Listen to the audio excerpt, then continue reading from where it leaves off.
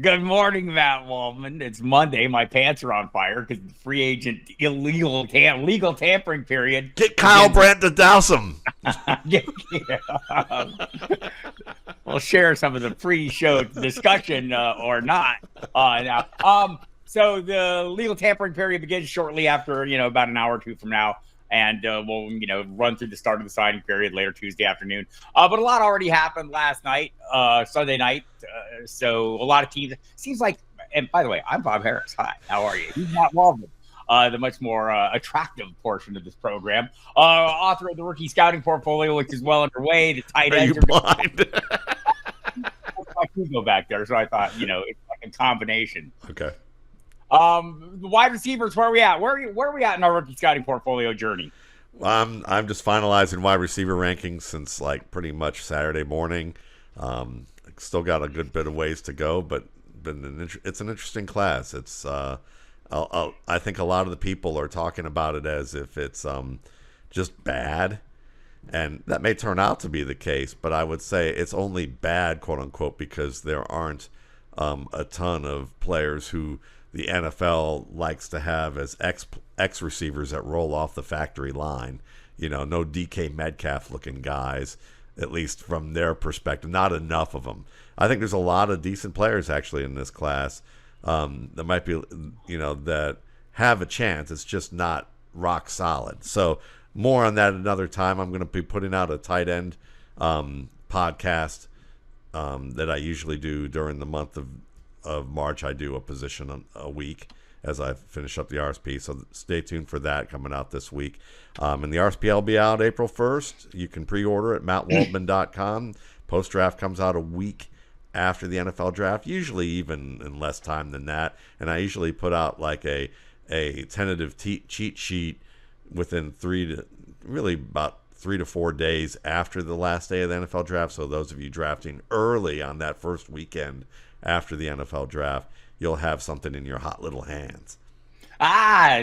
You're talking to me because I have the hottest little hands, according to the NFL scouting combine. I don't know. We need to measure Kenny Pickett. Oh, okay. Well, there we go.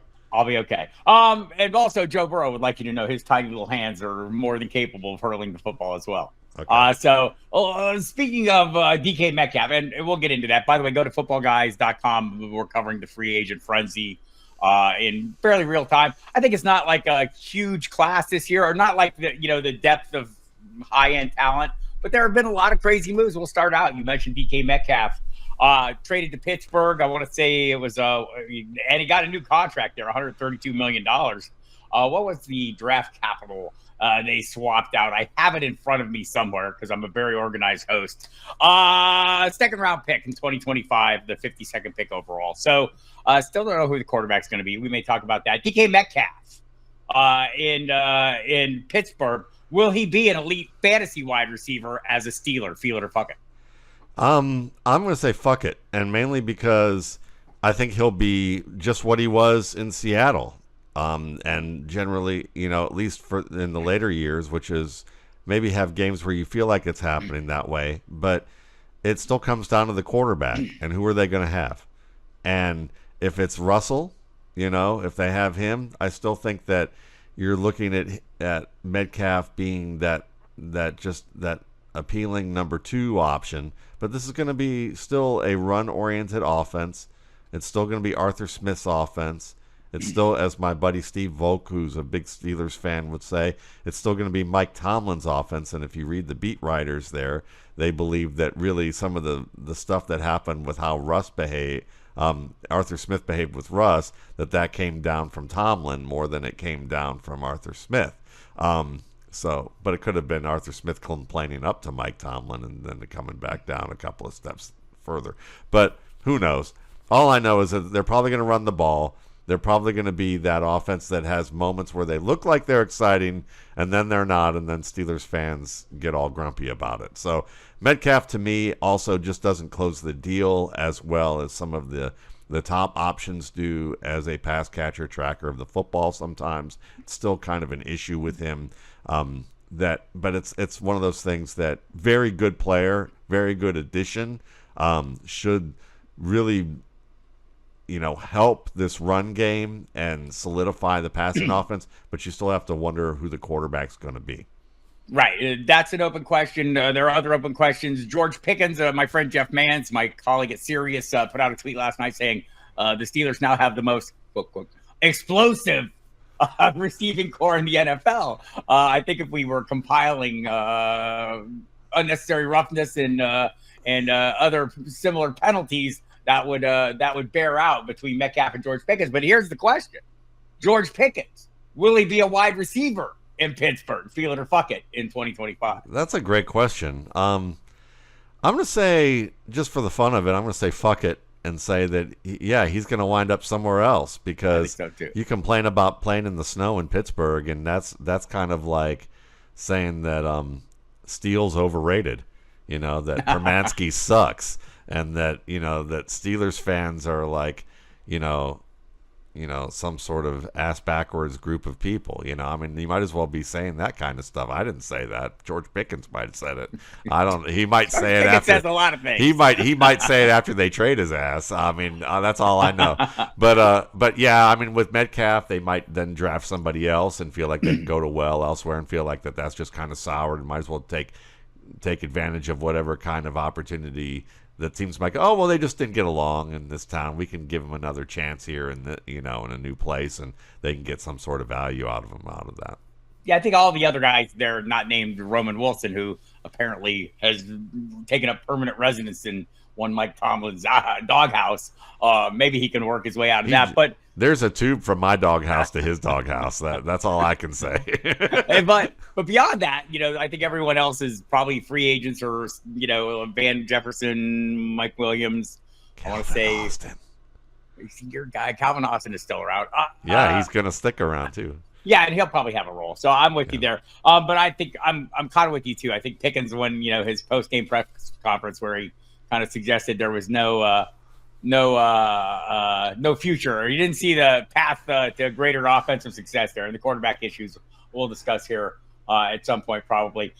Sounds like Justin Fields is in the lead and Russell Wilson is maybe on the out, so we'll see how that plays out. Just one other Pittsburgh-related thing. Jalen Warren, earlier today, they gave him the tender, the restricted free agent tender, so he'll stick around. Najee Harris, an unrestricted free agent. The team didn't pick up his option last year. Perfectly serviceable. Will he be a running back 3 for fantasy purposes, no matter where he is? Is he just become what he is, or is there a possibility with the right landing spot he could be a lot more? I still think there's a possibility with the right landing spot that he could be a lot more. And we'll find out what that landing spot is. I don't think you're going to be drafting him or acquiring him as a fantasy GM with that expectation, because I don't know where he's going to wind up where that could happen right away. But I think that whether it's due to injury or due to a bad draft pick that they're going to pair with them or something along those lines, Harris could reestablish himself, and I think that's something that we could be looking out for. Yeah, he's been super. You talk about a consistent producer, 1,000 yards every year, stays healthy. A lot to like about Najee Harris, and just wonder if it hasn't been more of the offense and the circumstances. We'll just hit on the quarterback quickly.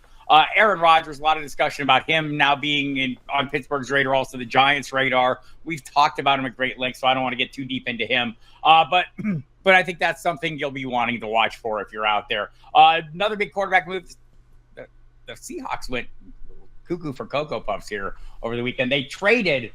They released Tyler Lockett too, by the way, the same day that DK Metcalf said he wanted to trade. They've since traded him. They also surprisingly traded Geno Smith to the Las Vegas Raiders.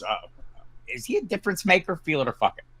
I think he may not be. I'm going to say fuck it long term as a difference maker fantasy wise, but organizationally, I think he's a great difference maker because you've just upgraded your quarterback room tremendously by having an actual starter worthy talent on your roster who also has a good relationship with the head coach.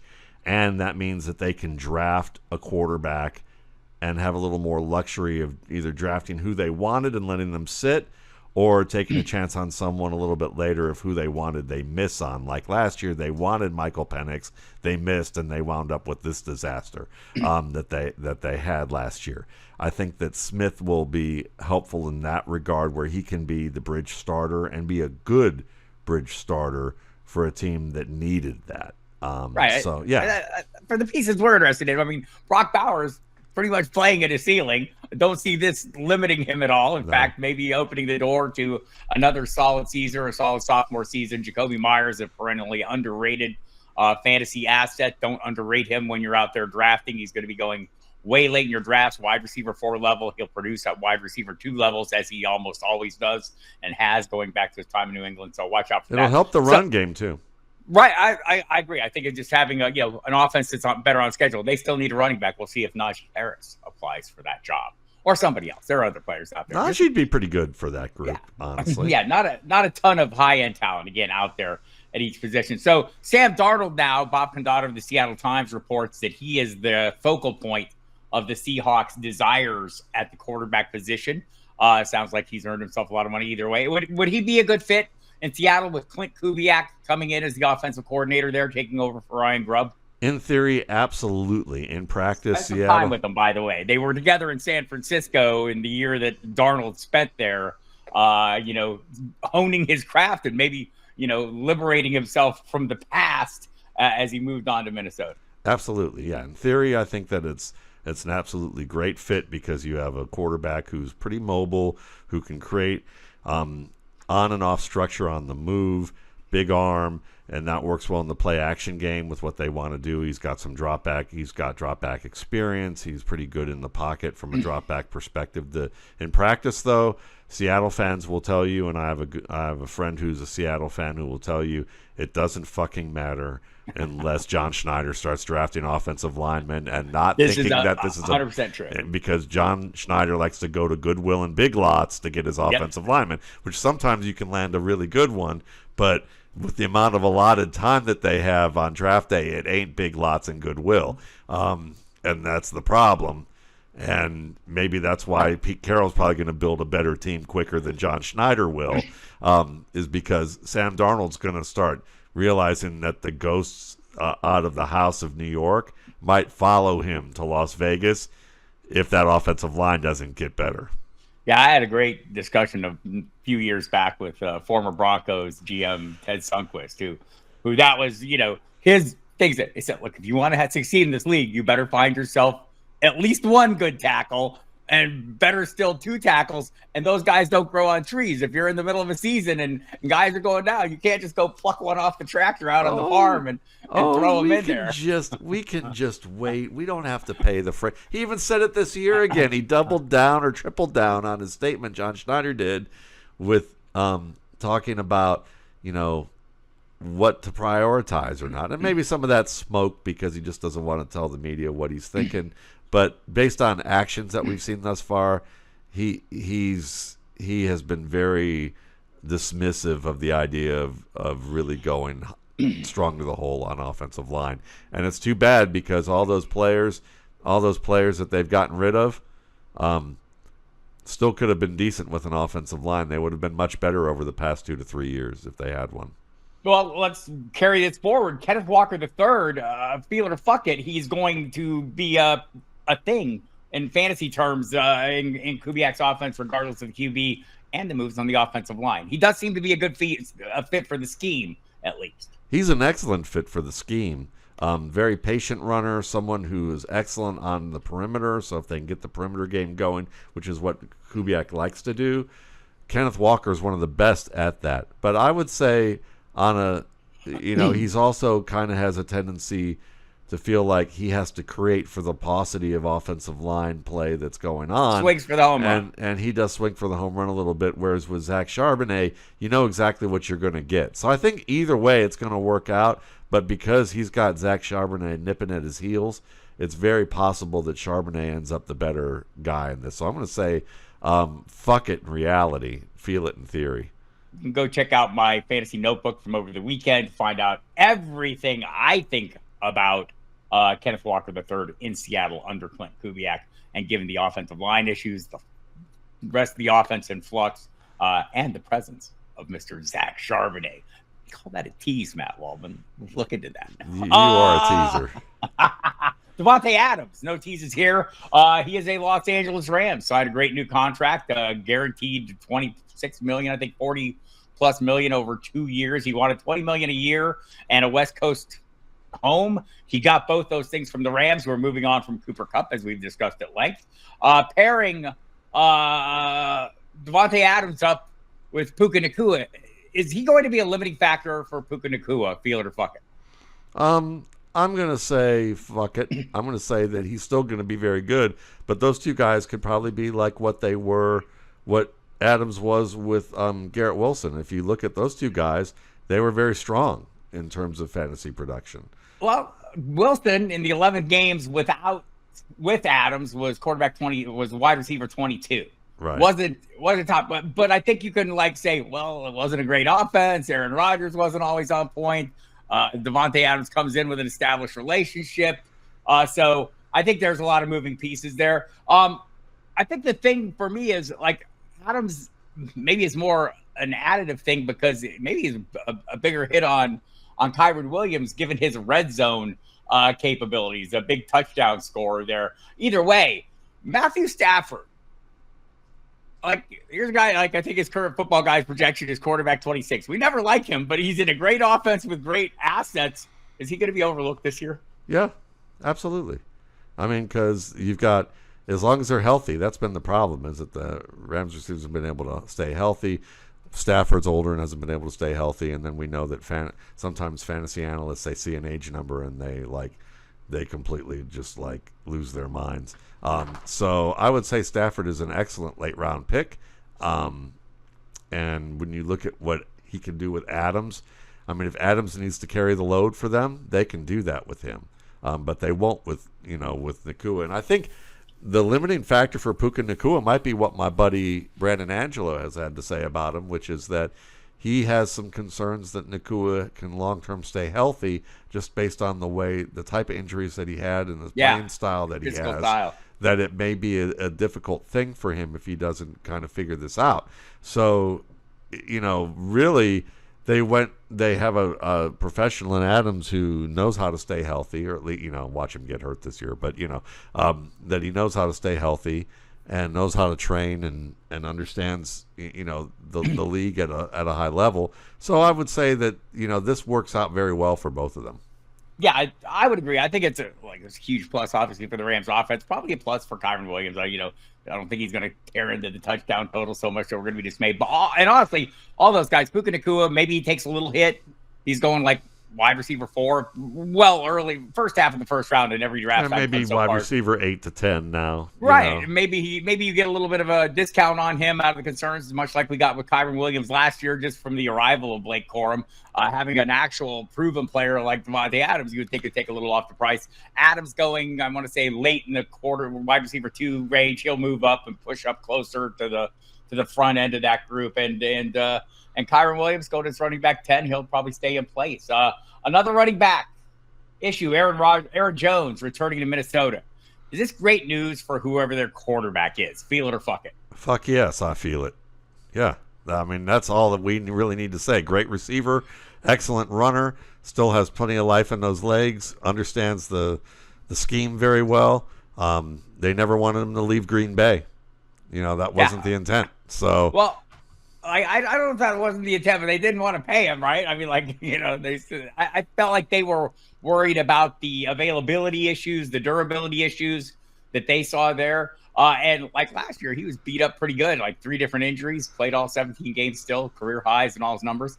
I'm guessing, I don't know. The Packers had Josh Jacobs, and he served them pretty well, but yeah, I guess they underestimated both players. Probably so. To a certain extent. They underestimated what Aaron Jones was worth, and then they probably figured it's probably because, again, this is how teams are. The draft capital was 5th round. They probably still remember that and probably think, oh, well, we gave this guy his shot. He's going to give us a hometown discount. And, they still may have had a little savior complex going on with that. And Aaron Jones was like, no, fuck you. Let's move on and show it. And also the Packers might go, we know what's going on in the training room with him, So maybe we get rid of him a year or two earlier. And if he walks because of that, that's fine. And then also with Josh Jacobs, I'm sure they were like looking at him from the Raiders' perspective and go, maybe he's good but not great. Maybe he can't be that guy that, but if we pair him with someone, it's going to be awesome. And they got the guy that they really needed.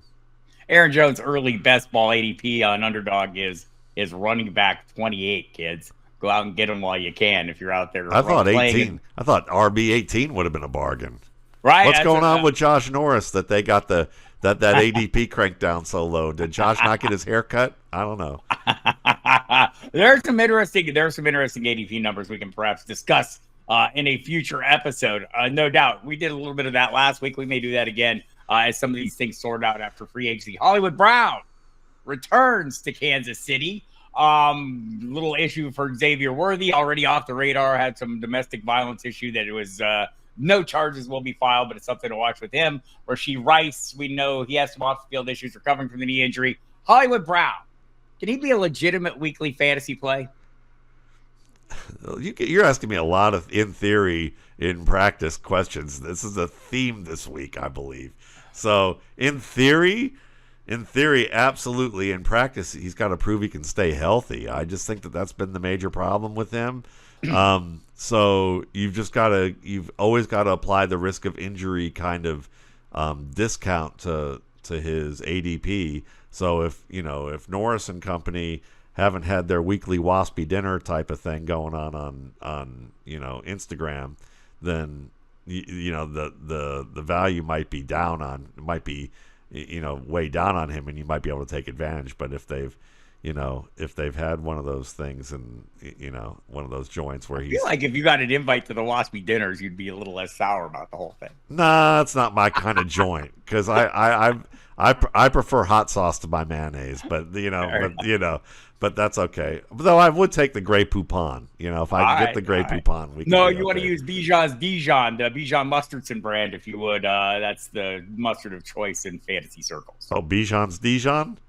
Bijan Mustardson, the Dijon, I'm told, is a prime favorite. Very expensive, but I'm told well worth the price. Okay, well, see, there you go. See, you keep up with these things. That vinegars, I'm telling you. Somebody has vinegars. Don't get me started, sir. Yeah, I like that though. But you're full of vinegar, which we understand literally and figuratively. So Zach.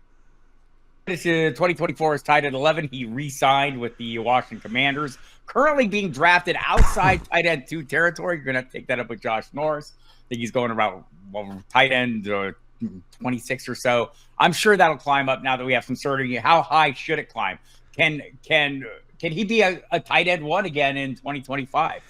He could, but maybe this is Josh trying to push the Ben Sinnott agenda a little hard, which I'm all in favor of in this case. I think that this is probably one of those uncouth for conversations at their dinners where he and his wife determine the ADP of things at the Norris household. But I would say that I would agree with him that Sinnott has a chance to be something more. But obviously, the team adding Ertz means that they may not love what they're seeing from Sinnott right now. I mean, this is speculation, not actual fact, or they just want to make sure that their bases are covered because maybe Ertz, they know what they have with him, and then if it starts to falter, they already have Sinnott, and they can let him grow into the role organically. If you missed last week, they did add Deebo Samuel Sr. to the mix, so he is in the receiving core. Ertz was basically the wide receiver 2 last year, is the round robin of other guys. Matt Waldman favorite, Olamide Zaccheaus, De'Ami Brown. Who's the other one, Matt? Who's the other one? Sinnott, probably. There's one more wide receiver in that mix. Noah Brown was in that mix as well. You said, I thought you said Noah Brown, but you said I said De'Ami Brown. All 3 of those guys are free agents, so we'll see if they come back. I think Deebo takes over as the wide receiver 2 role from Zach Ertz, but he was second on the team in targets, catches, receiving yards, etc. So interesting. Maybe he just is a guy that, like Jaden Daniels has an affinity for his elders, seems to get along really well with Bobby Wagner. He comes back. Maybe Zach Ertz is part of that whole program. And also, Ertz can't go any more than about 10 yards from the line of scrimmage, so that fits their offense perfectly. Here we go.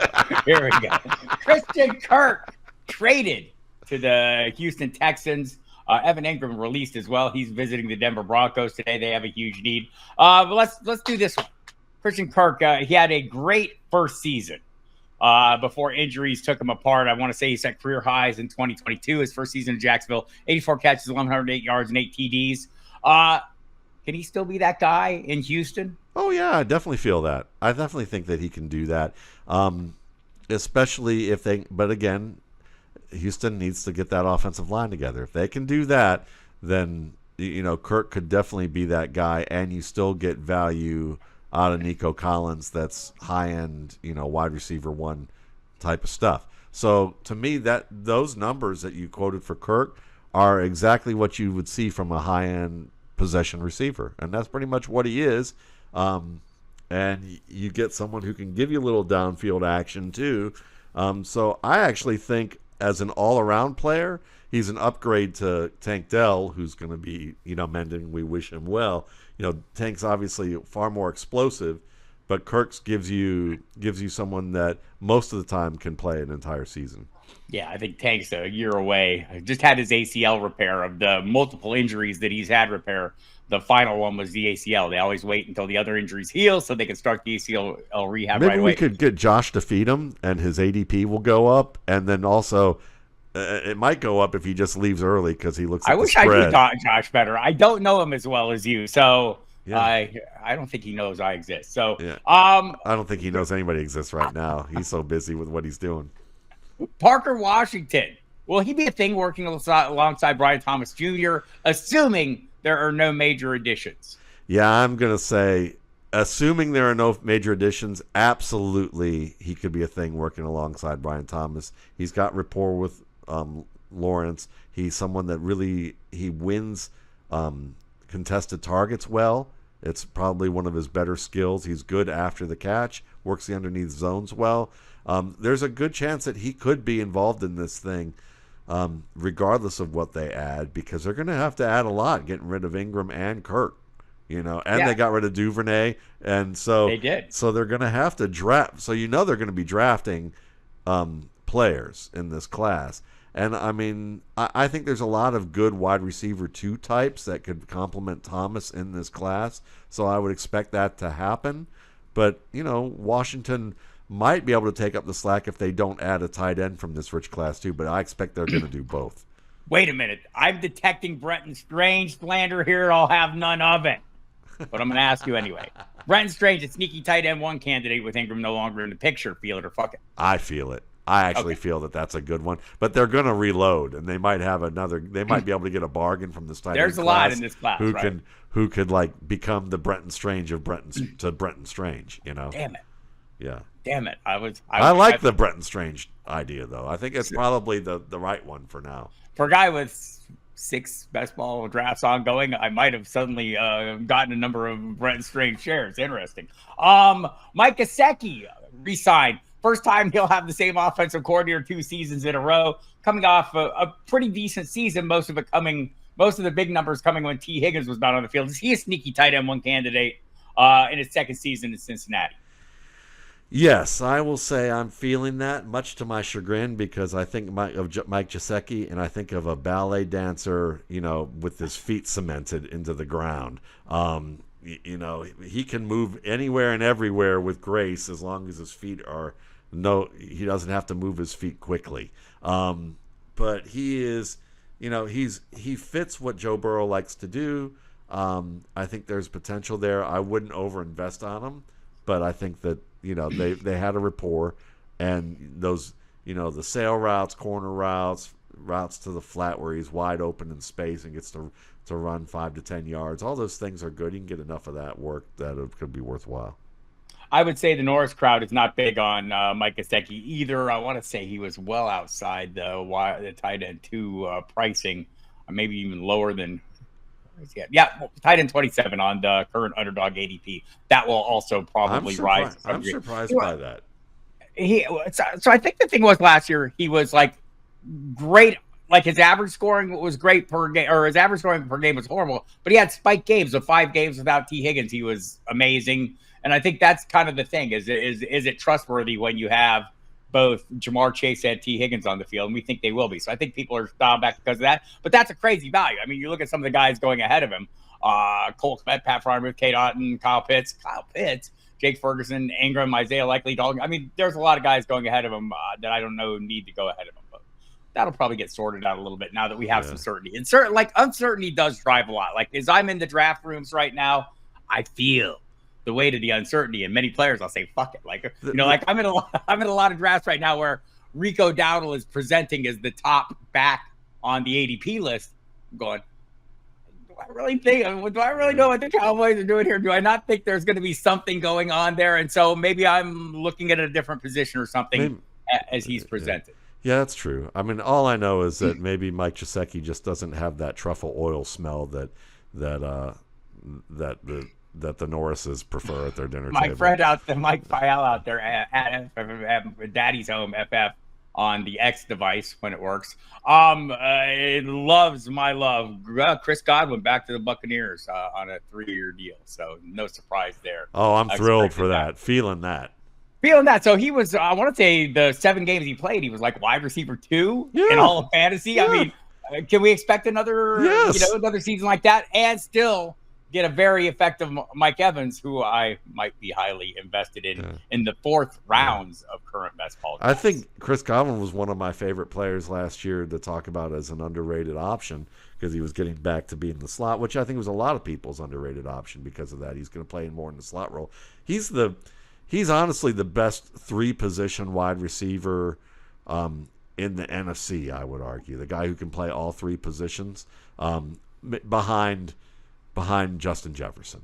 And then, well, okay, maybe not the best. Let's say he's one of the top 5 because I could say Lamb and Jefferson right there would certainly be in that mix. But in the NFC, yeah, he's one of the better NFC receivers just in what their game has to offer and, how he fits in that offense now. Yeah, this is a very good move for them to look at this and say, look, we have a window in the NFC South because Atlanta's still figuring out their quarterback situation and got to get it together. The Carolina's still figuring out an offensive line to get Bryce Young ready to go. And New Orleans is an absolute scrap heap of a mess with some good players sticking out of it occasionally. This is their time, and they're not screwing around with that. They're going to give Baker Mayfield every chance to lead this team. So that's good news. So we'll just keep it Buccaneers related. More on my notebook on Bucky Irving this week. So let's ask you this. Bucky Irving, he's being drafted as a top 10 fantasy running back in 25. Is he that? Feel it or fuck it? If you hear people talk, somebody I know who was at the Combine was talking to a Buccaneers person. From what it sounds like, that's very possible because it sounds like the Buccaneers, there's some people on the Buccaneers staff who just kind of turn their nose down at Rachaad White and just go, nah. So it could happen, especially if they, based on if they believe that he can handle the volume that they want him to handle. But I would say fuck it in terms of value. I just think that, again, you can get guys who are going to give you similar to greater value at a lower cost. And Irving's bumping right up on what his value is, if you ask me. Two much cheaper running backs than Tampa Bay. Rachaad White versus Sean Tucker. Rachaad White going way later. Sean Tucker going like as running back 106. Hello, Mr. Free Square Play. Feel it or fuck it. Sean Tucker. There are people out there who feel like this is his year to move ahead of Rachaad White. Where are you at? I believe it could happen. I'm totally feeling the idea of it because I think Sean Tucker has a chance to be the second best running back on this roster. And I think that he's a good pass receiver. He gives you that speed element that neither Irving nor White really gives you, like the high-end game-breaking speed, 60, 70-yard touchdown type of thing. He can do that, and I think that he showed enough last year that they're going to give him a chance to compete for that job. Fair enough. All right, J.K. Dobbins. This is for you, Matt Waldman. Still has league-winning upside. Feel it or fuck it. He would never have one of those waspy dinners. So we are hot sauce all the way. with that, no. J.K. Dobbins, absolutely feeling that. I know that the injury issues are always a concern, and they're rightfully so based on how bad the injuries were. But the fact that he came back from those injuries and played as well as he did, and he came back from an injury mid-season to play, and show some decent work. I think, as long as he stays in with the Chargers. But I would anticipate, too, that the Chargers add another back because Jim Harbaugh likes running backs. He's going to collect some and have a stable of them available for his offense, and this is a good running back class. So if Vidal will get more competition. Gus the Bus might get a little more competition. We're going to see another one added that might be compelling. Welcome to the rookie scouting portfolio portion of this affair. Rookie stuff. Savion Williams, a better running back than a wide receiver. Feel it or fuck it. Yeah, if you don't know who Savion Williams is, he's a TCU wide receiver, which automatically makes people think of Jalen Reagor and Quentin Johnston. And I would say that Savion Williams is a better receiver than both those guys. He does have a little bit of issues with certain attacks of the football that can be problematic, but it's not as much of a tracking issue the way it was with Quentin Johnston. I don't think it's going to be as problematic for him. He is, I think he's a good route runner, on par with Johnston, who was a good route runner too. Just a better receiver and better runner after the catch as well. And when you watch him run, they use him a lot at running back. My comparison for him all year has been Cordero Patterson, but maybe Cordero Patterson on the standpoint of what would have happened if Cordero could have retained information well enough to be a wide receiver. Because Patterson was a good route runner. He was, at least from the execution standpoint of running the route he's asked to run. But from an adjustment standpoint, reading the defense, understanding the game plan and putting all that together, he just didn't translate that very well. And that's why he eventually became a running back. But when you look at Williams, they used him at running back because I think they needed to at times. And he's 222 pounds, 6'2", and he has running back, like high-end running back level contact balance. He has excellent agility. I mean, he can turn the corner the way that you need to see a running back do that, and his speed, the footwork, the agility, the contact balance, the power, and the vision. He might. I would say yes. I'm going to scout. Last night I started scouting him as a running back, even though I haven't gotten to running backs yet. I started doing a little preliminary of that and laying things out. And from what I'm looking at just on the surface, he might very well have a grade as a guy who could eventually be a starting running back. And it's getting my Levon Kirkland of a pup a little excited for some drills. Talk about a little excited. You might as well whisper the Cordero Patterson comp into my ear gently while you nuzzle my neck there, Matt Waldman. Andrew Armstrong, we talked a little bit about him last week. Could he be the most underrated wide receiver in this draft class? He could be, but I think there's another. And I'm not going to tell you who that is. You're going to have to get the RSP. And I'm kind of surprised. I look around and I'll just say this. You know what?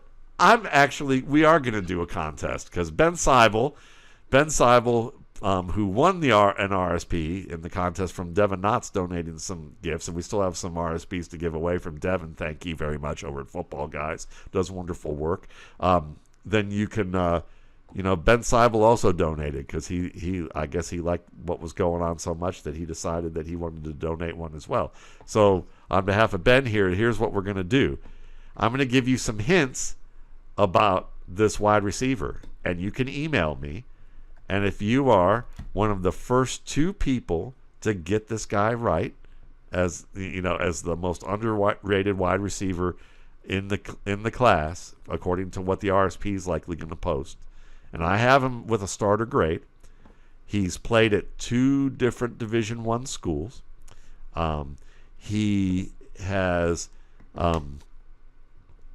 he didn't have a strong year this year, which is why he probably didn't get invited to the combine or any of the post all-star game type of things. I would say that he is I would say that his most of his time was spent in the South. So both schools are in the South, and he has he has a name. He has an unusual name on one level and a very common name, both male and female, as a first name. I think that's enough. And then, you'll be able to figure that out from there. But in terms of Andrew Armstrong, I think he's pretty up there, pretty close with this person. Excellent route runner, both zone and man-to-man. I think he's one of the better sideline or boundary receivers, especially with his back to the quarterback. He does a lot of things that Marvin Harrison does, if you ask me, but just not with the rating, and maybe not quite the speed that Harrison would have probably been measured at if you believe the hype on Marvin Harrison's junior speed. But he never competed at the combine for good reasons, which I loved, which is I'm working on trying to be a better wide receiver than I am just on teaching, performing to a test. But I think if he had to perform to the test, maybe he would have ran a 4.52 like Andrew Armstrong. But Armstrong's a good player, 6'2", 206 range. He's going to be one of those good possession plus receivers. And I think, again, I've said this before, but this receiver class might be one of those where there's a little bit of where we're upside down in our investments. The tight end class, very interesting too. Thomas Fidone. He's the most interesting eval of the tight end class. Feel to fuck it, Matt Waldman. Yeah, I'm feeling it because Thomas Fidone is one of these guys who's a 4-star prospect. When he came to Nebraska, and he's one of those guys that when you watch him on tape, he looks like he's playing at 255, 250 to 260, somewhere in that range. Good inline blocker. And then you're watching him as a receiver and going, this guy's got some quickness to him. He can get up the seam. He certainly wins in routes over the middle. He's a very good pass catcher, can take contact, can also catch the ball in at angles that are difficult, that are required of you in the NFL to make those types of adjustments and still take contact and win the ball. And then after the catch, he's pretty nimble. Like, I'm seeing him create without blockers and getting 10, 12 yards against like 3 or 4 defenders who were unblocked. And he's doing it with footwork in addition to his quickness and agility. And I'm thinking, this is a pretty good player. And then he comes to the combine and he cuts about 15 pounds. He weighs 241 at the combine, and he has pretty good marks at the combine. So there's 2 ways you can look at this. He's had 2 ACL tears during his time, and that's why you haven't probably heard much of him, because he's had to have some surgeries and he's had some time away. But so he could have dropped the weight because he wanted to perform to the test at the combine, regain it, and then play at the level, play at the weight that he's played at Nebraska, which would make sense because his inline blocking is good enough that he would have appeal to a team as an inline blocker more than an H-back. But maybe he also thought, my knees feel better when I'm lighter. Let me play at this lighter weight and be more of an H-back. And at the way he tested and the way he can catch and run with the football, maybe he plays more as an H-back. So he's one of those guys that, to me, he's one of those few players that could wind up playing well at 255, 260, but he's more of an NFL pick that has value than a fantasy pick, or he could wind up being that 240, 245 range and being a good H-back who ends up giving you, low-end fantasy starter production at the peak of his career. And I still think maybe if he's at 250, 255, there's a chance he could do both. So I think he's one of the most intriguing guys. The guy that he reminds me of from the way I just described this is a wide receiver, and that's Keenan Allen. Ryan Riddle who was played at Cal and who's a good friend of the show. Ryan, I remember once told me about Keenan Allen that he said, he's one of those rare players who he could slim down and be as quick as a deer and be a great slot receiver and give you awesome work after the catch, or you can let him muscle up, and he can be an outside guy who wins those contested plays. Either way, you're not getting an unbelievable speedster, but you can get on one end the boundary brawn guy who has good routes, or on the other end of the spectrum, you can get the light as a deer, Quicksilver slot receiver that he's actually turned into. Boy, things are moving fast and furious in the free agent world. If you're out there watching me going, why isn't Bob paying attention? I multitask, people. We call it that. There's just a lot of interesting moves, mostly on the offensive line. Nothing that we need to worry about here. Did Seattle get any of them? No, Seattle got 0 of them. The Chiefs added somebody, some guys staying place. So plenty going on out there in the world as we get closer. Look at him teasing people again. To the start of the free agent legal tampering period. They're already tampering. I know ways you could tease Kyle Brandt. Stop that. Okay. Harold Fannin Jr. Too small and too slow to be a good fantasy tight end. Fuck that. Okay, so yeah, Harold Fannin was a favorite for a while, and when we had Dwayne McFarland try to Wally Pitt Bob on the show a couple weeks ago, Dwayne was higher on him than I was, and then after the combine, I wrote Dwayne and was like, okay, I'm a little higher on Fannin. I didn't think Fannin was bad, but I definitely was like, maybe he's not a top 3 guy on the board at the tight end position. Now I'm starting to think he might be. And the reason is kind of funny because for everybody else, they've kind of the bandwagon people have jumped off the bandwagon because he ran a slower 40. They thought he was going to be like a 4.6, 4.5 guy, and he ran up being like a 4.7-1 guy, which is still just on the border of starter level speed. But what's more important isn't speed; it's the 20 shuttle and the 3-cone drill, and those times are nearly identical to a tight end that he's very similar to in style of play. Good route runner, catches the ball well, runs well after the catch, creative, in terms of footwork and be able to make people miss, good vision, all of that. And he just needs the right fit to be in there, just like this guy. And this guy was Sam Laporta. He and Sam Laporta have some very similar dimensions and metrics and where it counts, and also style of play and where it counts. So I'm feeling Harold Fannin as long as the fit is not idiotic, and I think that, the Detroit was a good example of a team was like, we're not going to be idiots about this. We know what we're going to do with Sam Laporta. I think as long as you land on a team like that, Fannin could wind up being one of the 3 most productive tight ends out of this class, and it's a good class. You heard it here first. My love of Mason Taylor still not diminishing, no matter what you say about Harold Fannin. Good, because I feel the same way. All right, fine. There you go. At least I got one thing right. All right. Contest, mail to Matt Waldman. What's the email again? Matt Waldman, RSP @gmail.com. And you email me the name of the player who played mostly in the South at 2 schools, who didn't have a good year last year, or in 2024, but I think has potential to be the most underrated player in this class. And he is certainly